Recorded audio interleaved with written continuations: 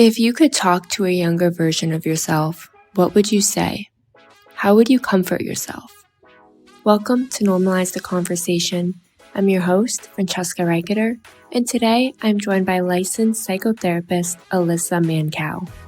In today's episode, we're delving into the transformative practice of inner child work, exploring what inner child work entails, tracing the origins of our early core beliefs, and how they shape our present experiences. From there, we'll embark on a journey toward healing, discussing where to start with inner child healing, and offering practical insights to begin this profound process of self-discovery and growth. Join us as we uncover the power of reconnecting with our inner child and embracing the path to wholeness. Alyssa, thank you so much for joining me today. I am super excited for our conversation on inner child work. But before we begin, I just want to check in. How are you really? Oh, thank you for asking that. I'm in LA right now, and the weather has been so good to us for the first time in a while. And that has always been a contributing factor of my mood. So right now I want to say I feel good because it's sunny outside, a little overwhelmed when it comes to things related to work, but overall I'm okay. How are you, really?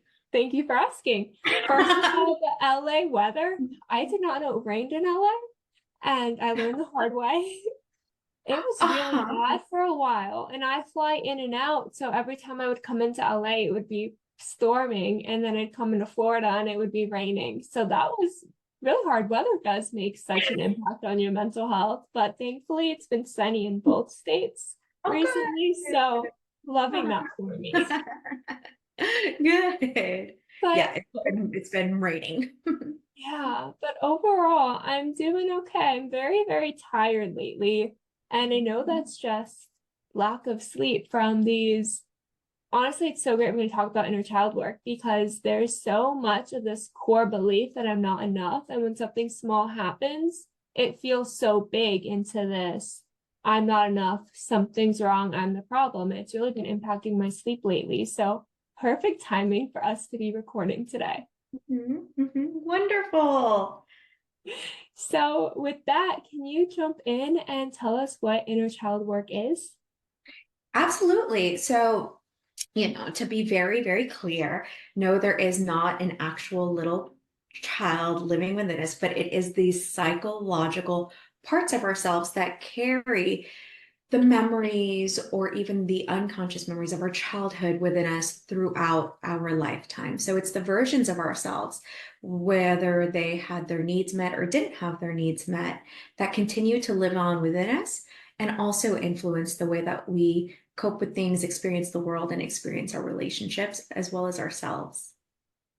That is such a great definition. And it's so hard to, I think it was so hard for me in the beginning to understand that it's okay to have that inner child inside of us that needs support, right? Mhm. That it's okay to reflect on where these thoughts and beliefs are coming from, where it felt maybe a little bit neglected, or where I felt that something really impacted me. It's still impacting me today.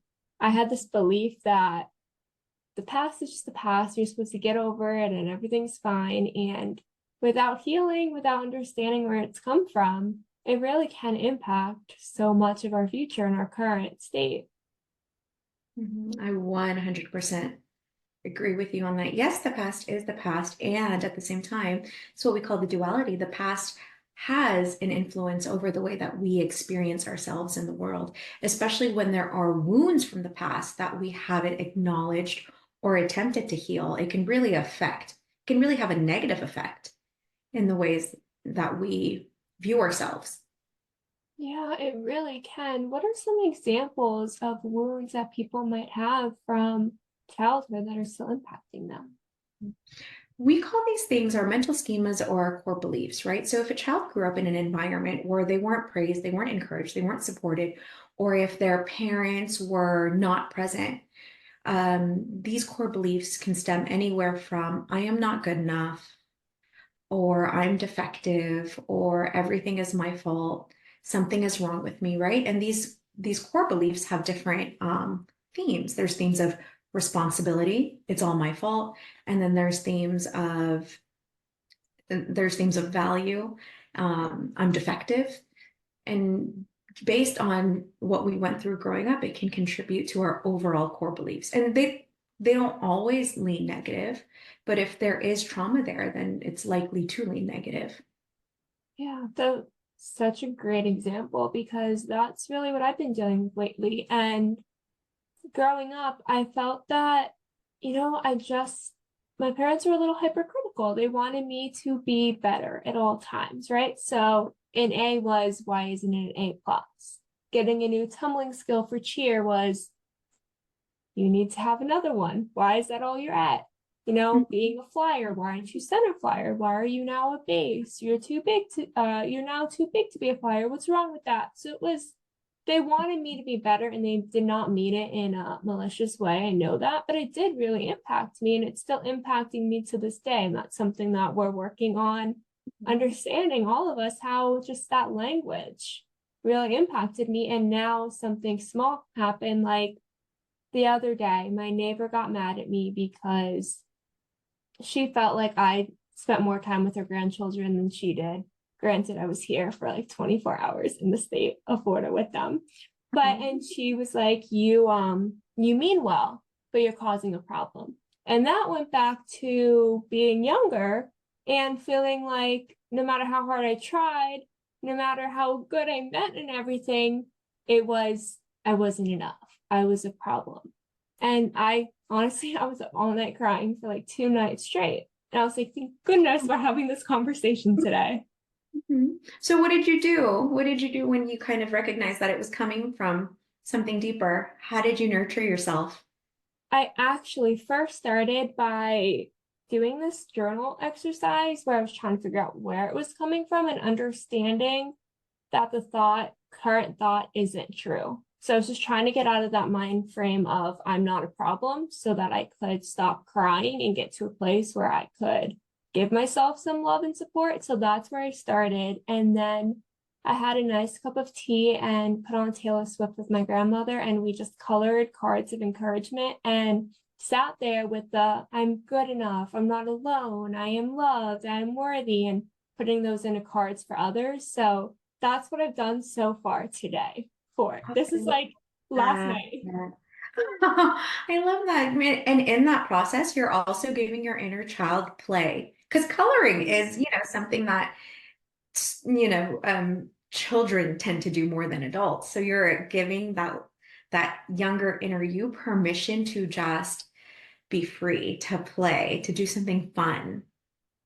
Yeah, it's really, people always tease me for loving to color, but it really is such a great way to not, I think for me, like the pressure of feeling like I'm 25 and in grad school and in that transition from young adult to adult, and it feels really overwhelming. And sometimes I'm like, I'm not where I need to be. I'm not really fitting in those roles of adult or young adult, and doing something that's just fun and doesn't take a lot of mental energy, like coloring or riding a bike, or honestly like playing in the rain, just these small things that make me feel back to a time where I could just exist without the pressure of having to have all these responsibilities and know where I fit into them. But even, I just want to highlight even you saying, I'm not where I need to be.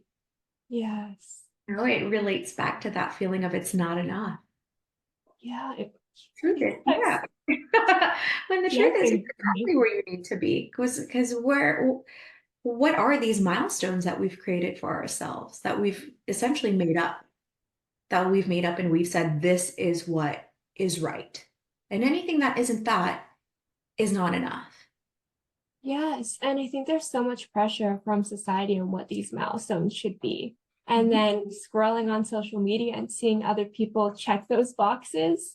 Like there's so many people my age now, who I went to high school with, getting married and having kids and having like that perfect job. And I don't know how perfect it is outside of social media, but to me, I'm looking at it like, wow, their life is perfect. They're hitting these milestones we should be hitting. Why am I not there yet? Again, I'm not good enough. But society does have a lot of these expectations that we've now, or I've now at least internalized to, this is where I should be. I'm not there. I'm a problem.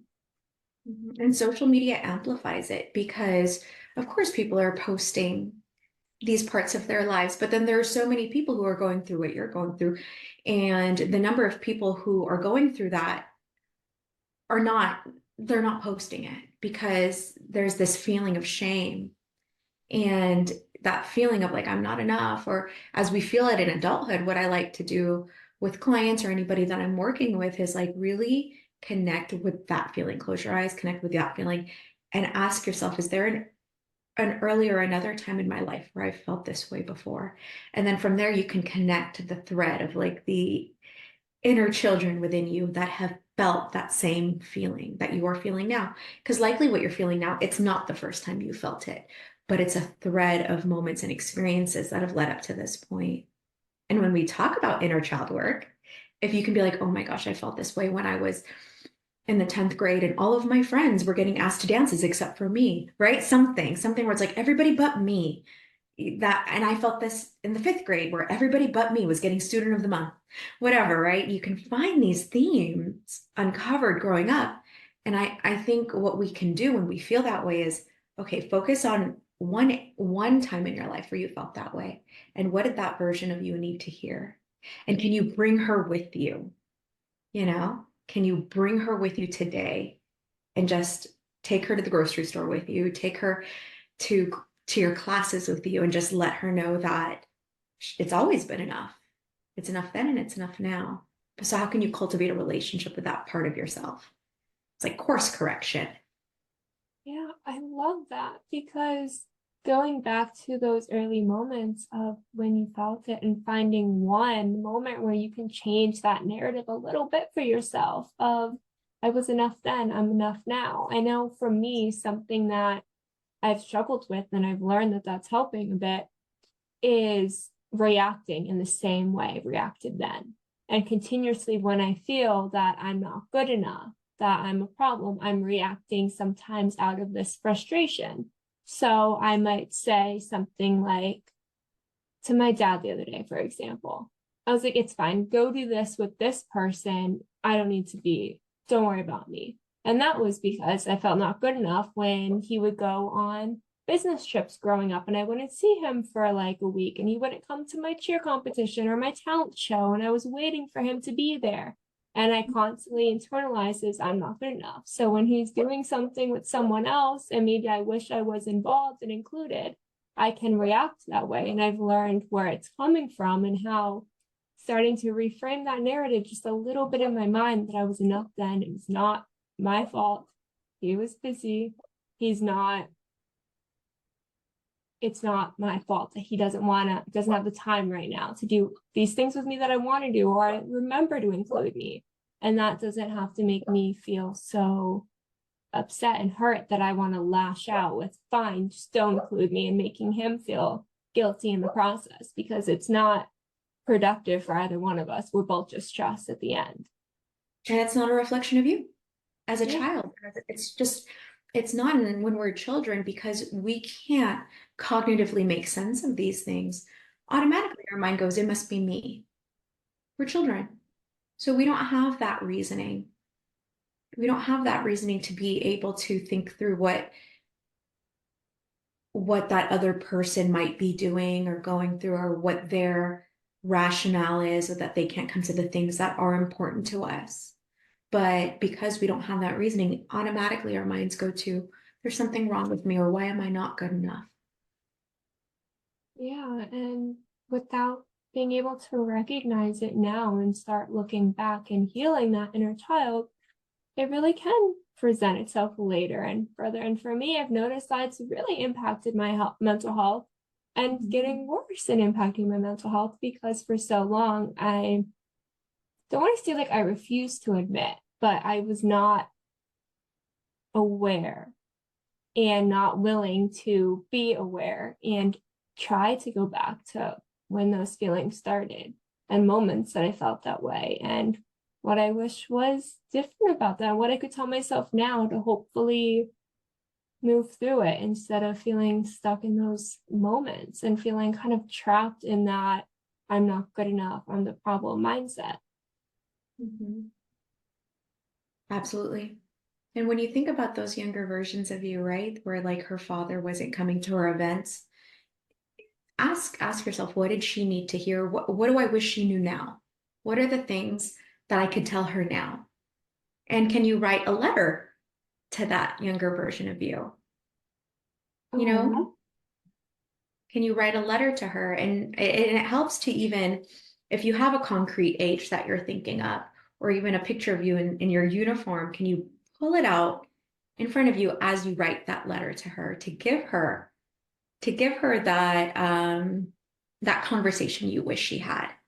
And this is what we call reparenting as well. You know, you might not have gotten it from your parents, but are there ways in which you can give it to yourself? I love that. What are some other things that maybe we can do to start giving that inner child some compassion, giving ourselves that compassion, and like you said, hearing what we needed to hear at that time? One of my friends actually taught me this. She said that her phone wallpaper is a picture of her when she was little.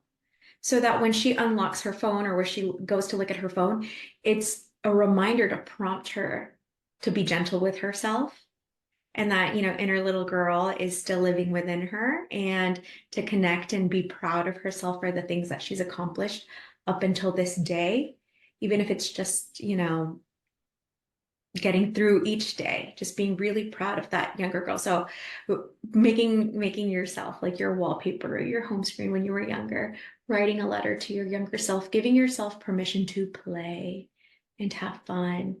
And I like that you are keen on what core beliefs are, and those negative core beliefs and those negative mental schemas, and being able to have a dialogue with that younger self and just exploring with them what made us believe this was true, and what are some things that we can switch it out with, whether positive or neutral. Oh, I those are all amazing. The home screen one. I'm just thinking about how many times, like, feeling upset, maybe I'll go to send that text message, right? That's like, oh, it really didn't need to be sent. But maybe if I saw that picture of myself first and kind of give myself some compassion, reminder that I need to hear something, something that I need to hear at that moment, and give it to my younger self instead of just reacting right away with that I want to respond mindset, it could make such a difference. Or seeing that picture right before I go on social media and start comparing myself and start looking at mean comments or mean DMs, and trying to just honor myself and have compassion for myself before I start opening these apps that maybe I'm not giving myself compassion when I'm using them. And how can you protect that little girl's peace? Yeah. Yeah. How can you I protect that little girl's peace? Like, if you're going to open these DMs and they're mean, and it's like, think about that little girl, and you know how important it is for you to protect her peace, how important it is for you to just protect her energetic boundaries. Yeah. I'm this is gonna be so helpful for me later. I'm so excited. Yeah. And then I heard you mention, like, were you in cheer or dance? What was it that you did growing up? Cheerleading. Cheerleading? Okay. So I'm not too familiar with the cheerleading world, but I know it's competitive and I know that it's, I don't know if any other words for competitive, but it's competitive. And I think for you, if you're still into dance or anything like that, it's like joining something that allows you to move your body, but it's fun. And you're doing it just for fun. And you're allowing yourself to let go of this idea of perfectionism or comparison, or I'm doing this because I need to advance to the next level, or I'm doing this because of this company. You're literally just dancing for fun. And that's And it. yeah, I started with tennis. So I Mhm. decided I needed to get some anger out, grab the racket, figured it was a I healthy like way to that. exert some Yeah, anger. yeah. And I noticed in the beginning, right, those themes of perfectionism and feeling very competitive. And I had to play every day for 3 hours. and I was not getting any better. And I started to internalize that. So now I'm at a point where I'll do one lesson a month. I'll maybe play a couple times with my friends, but only if it's fun. If I'm starting to feel stressed and overwhelmed and feel like I'm not getting better and putting pressure on myself, I take time off. And I change that mindset right away, because the whole point of taking up tennis was to release stress and have fun, not to find something else to make me feel bad. It was just to release that feeling of not being good enough. Yeah, and it is an opportunity for you to recognize when that good enoughness comes up and then to course correct. So it's like, oh my gosh, I'm not feeling good enough. Maybe I'll add another lesson. No, I'm going to relax and I'm going to rest and I'm going to remind myself why I started this. It was to have fun and to release anger. It wasn't to add another notch on my belt on my resume. It's just for fun. If only we could do this course correction for my brain when it comes to school. I'm always, I have to have that perfect grade. Otherwise, I'm not good enough. I actually sent a text like that to one of my friends the other day, because I was like, I have to miss this class. So it was last night at 1 a.m. I was telling her I have to miss this class and I'm so stressed about it. And she was like, it's not the end of the world. And I was like, if my grade is not 100, it's the end of the world. I will feel like I'm not good enough and I'm failing. And thinking about that now, it's not healthy for me to live in this constant fear of one mistake, because realistically, eventually I can't get 100 on everything. Some teacher is going to trip me up, some test question, there's going to be a grammatical error, something's going to happen one day. And if I'm so caught up in the world is going to end and that I'm not good enough, going back to this test I had in 3rd grade, I failed a vocab test. I will never forget that.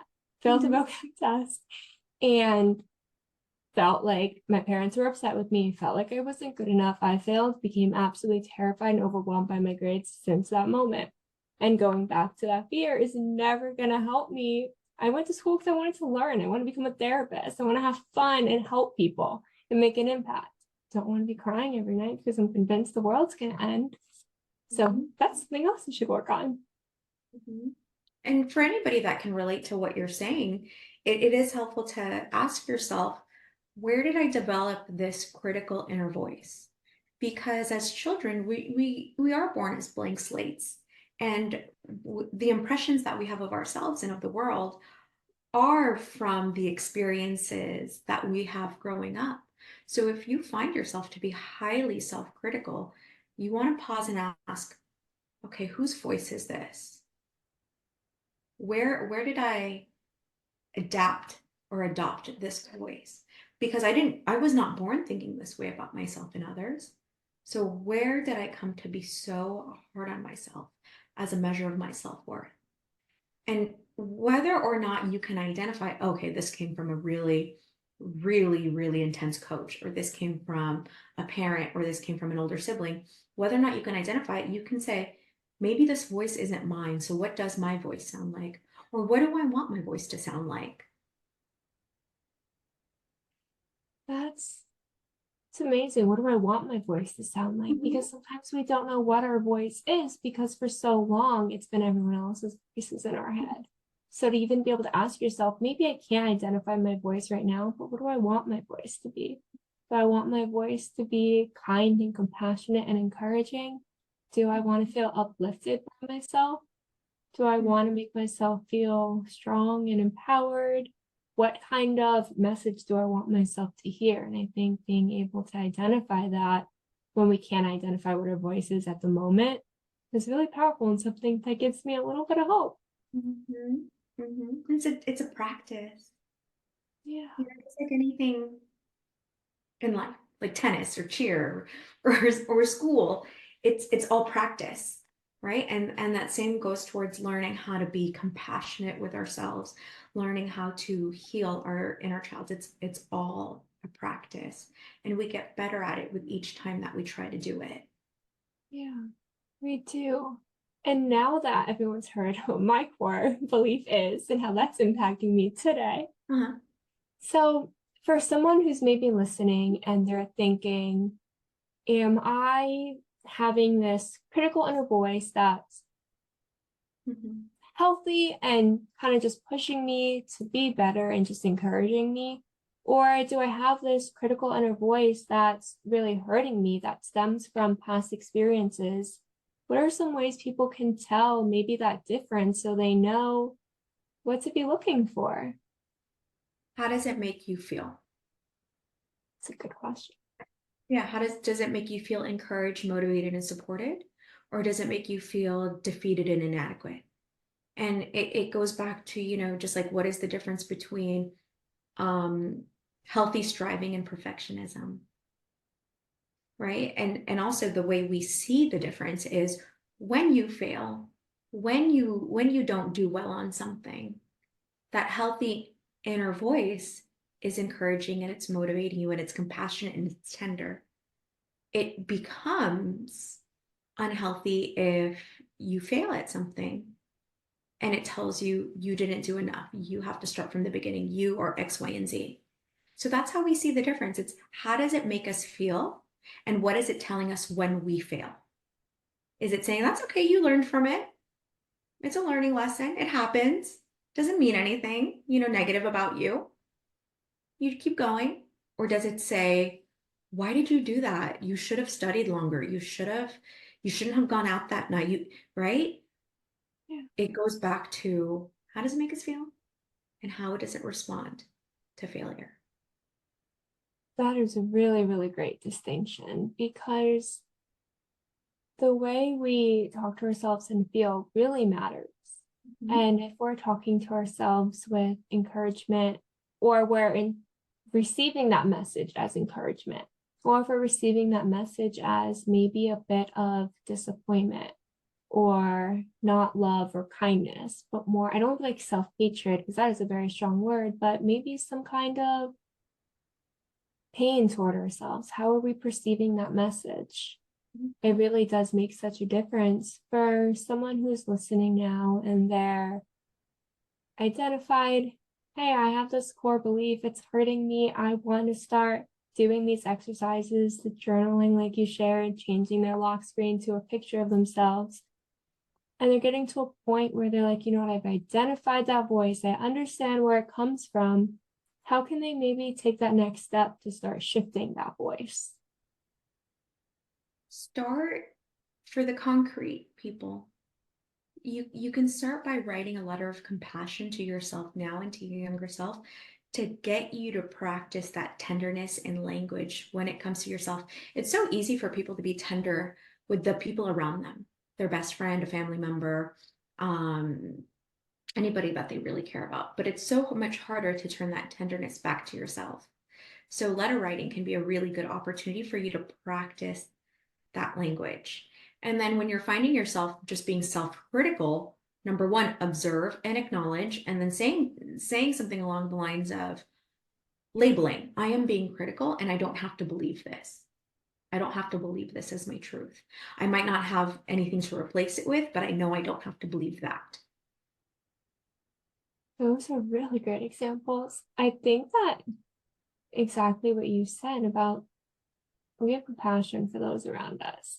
I always laugh at myself at how if my friends and I, we have that same insecurity or fear, or maybe we made the same mistake or a similar mistake, how kind I am and encouraging I am toward them, and how much I attack myself and make myself feel so bad because it's the very similar, maybe exact same situation. Why am I able to offer so much compassion toward them?